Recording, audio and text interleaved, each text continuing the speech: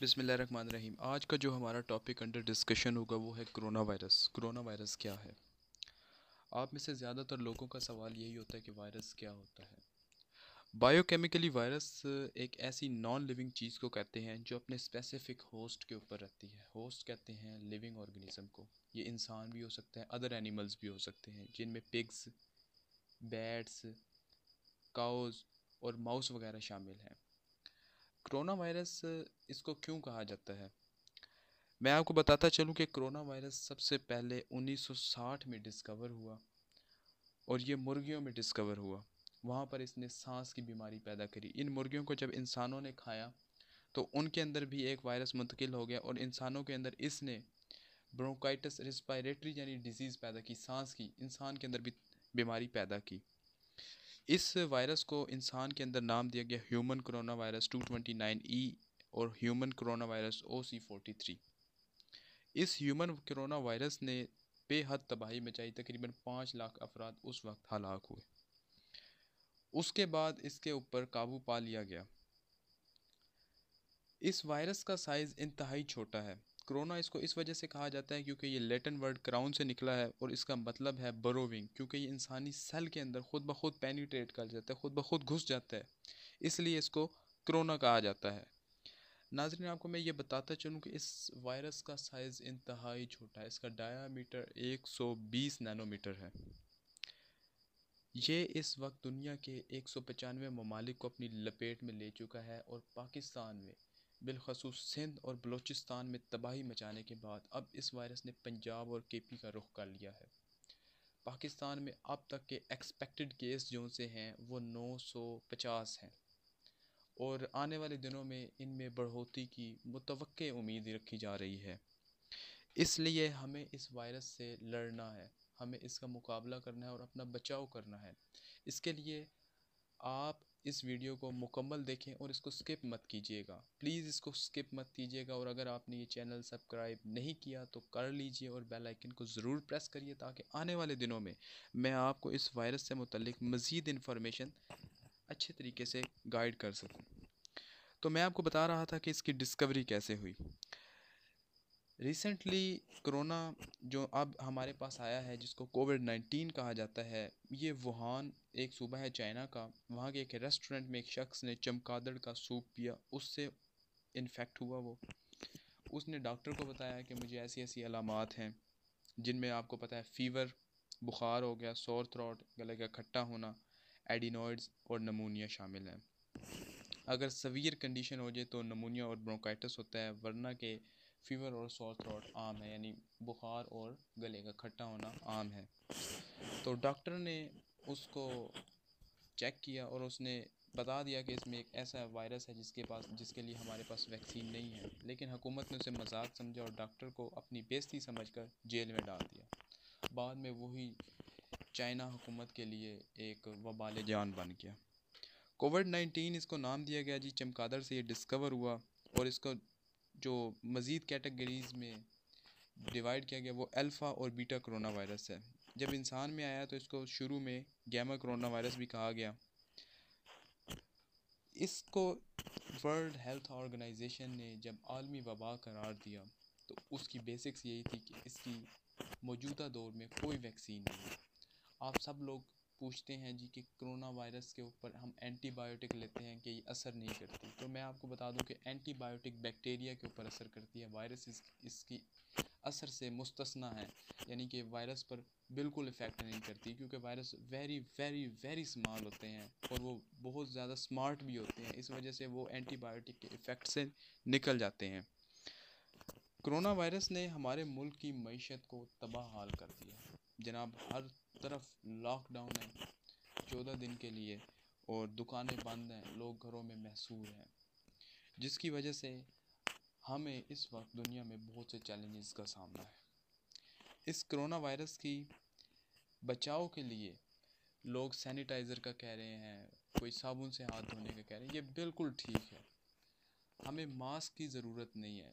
एक और आपको मैं बात बता दूं, मास्क जो से हम धड़ाधड़ ले रहे हैं, डोनाल्ड ट्रंप ने एक मेडिसन का नाम लिया, हमने इस्लामाबाद, पिंडी, लाहौर, कराची में मेडिकल स्टोरों पे वो मेडिसन नहीं छोड़ी, हमने स्टोर कर लिया। अभी हमें पता नहीं है इसका यूज़ कैसे करना है, लेकिन हमने स्टोर कर लिया है वो मेडिसन।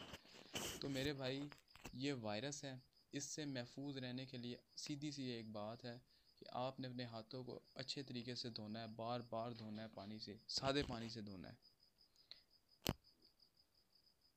ज़्यादा से ज़्यादा सोशल डिस्टेंसिंग रखें, एक दूसरे से दूर रहें, क्योंकि कोई पता नहीं चलता कोई शख्स किस शख्स को मिल के आया होगा और वो अफेक्टेड होगा या नहीं होगा। अगर वो हुआ अफेक्टेड तो लाजमी बात है वो वायरस को आप तक भी मुंतकिल कर देगा।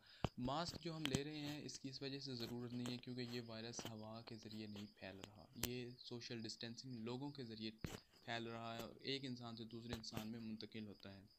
इस वजह से हमें जो मास्क हैं वो डॉक्टरों को प्रोवाइड करना चाहिए जो इस वक्त कोरोना के मरीज़ों को ट्रीट कर रहे हैं।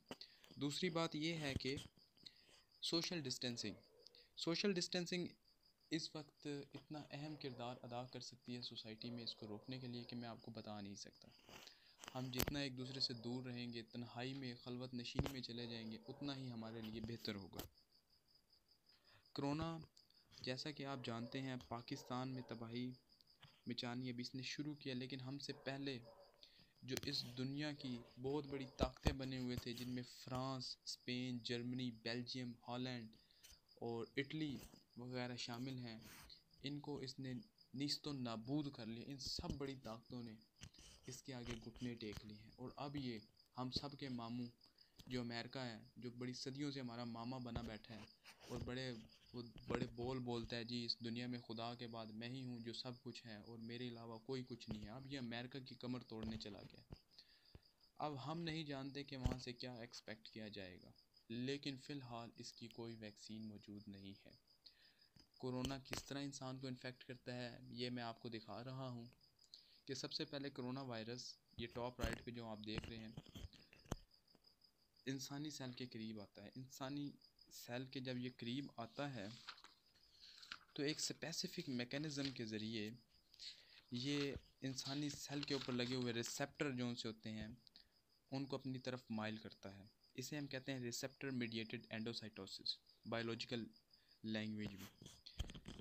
सेल थोड़ा सा अंदर को पिचकता है और ये सेल जो सा है इस कोरोना वायरस को अपने अंदर ही जज़ब कर लेता है। इस तरह ये वायरस इंसान के सेल के अंदर मुंतकिल हो जाता है। ये अंदर जाके सबसे मेन ऑर्गेनेली राइबोसोम्स को अपने कंट्रोल में ले लेता है और अपनी मल्टीप्लिकेशन करता है, यानी अपनी तादाद बढ़ाता है। 1 से 2, 2 से 4, 4 से 8, 8 से 16, 16 से 32, 32 से 64 और इस तरह आगे से आगे बढ़ता चला जाता है। और जो अब तक नोट किया गया है तकरीबन 60 सेकंड के अंदर, यानी 1 मिनट के अंदर इसकी तादाद 1 से 6 लाख तक बढ़ जाती है। अब ये वायरस अगर हमारी सांस की नाली में मुंतकिल हो जाए, अगर हमारे माउथ में रहे या हलक में रहे, तो ये हमें इन्फेक्ट नहीं करता, हम इसके असर से मुस्तस्ना होंगे, हम पर ये बिल्कुल इफ़ेक्ट नहीं करेगा। लेकिन मसला तब बनेगा अगर ये हमारे लंग्स में चला जाए, हमारे फेफड़ों में चला जाए। वहाँ पर ये जाकर एल्वियोलाई को डिस्टर्ब करता है। एल्वियोलाई बेसिकली वो जगह होती है जहाँ पर गैसेस का एक्सचेंज होता है। जब ये एल्वियोलाई को जाकर डिस्टर्ब करता है तो वो सिकुड़ने लगती हैं और नमूनिया की कैफियत पैदा हो जाती है। नमूनिया से सांस, फेफड़े सिकुड़ जाते हैं, इंसान को सांस लेने में तकलीफ़ होती है और इंसान इंतहाई इंतहाई निगहदाश्त की कंडीशन में चला जाता है। वहाँ से डायरिया भी हो सकता है। डायरिया के ज़रिए आपको पता ही है ज़्यादा पानी का लॉस हो जाता है और फिर इंसान की डेथ वाक़या हो सकती है, क्योंकि सांस की प्रॉब्लम फिर आम हो जाती है।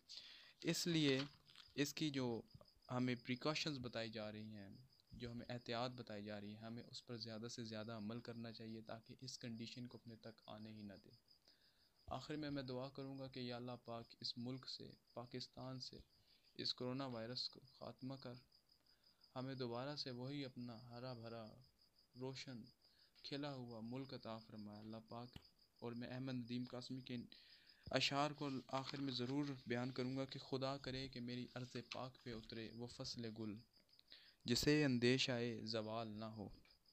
यहाँ जो फूल खिले सदियों रहा, सदियों खिला रहे, यहाँ ख़िज़ा को भी गुज़रने की मजाल ना हो। खुदा करे कि मेरे एक भी हम वतन के लिए हयात जुर्म ना हो, ज़िंदगी वबाल ना हो। अगर आपने ये चैनल अभी तक सब्सक्राइब नहीं किया तो इसको ज़रूर सब्सक्राइब कीजिए और इस वीडियो को सदका जारिया समझकर आगे ज़रूर फॉरवर्ड कीजिएगा। मैं उम्मीद करता हूँ कि ये वीडियो किसी ना किसी को तो किस ज़रूर इस काबिल बनाएगी कि वो अपनी एहतियात करे और ये माइंड चेंजर साबित होगी। वस्सलामु अलैकुम।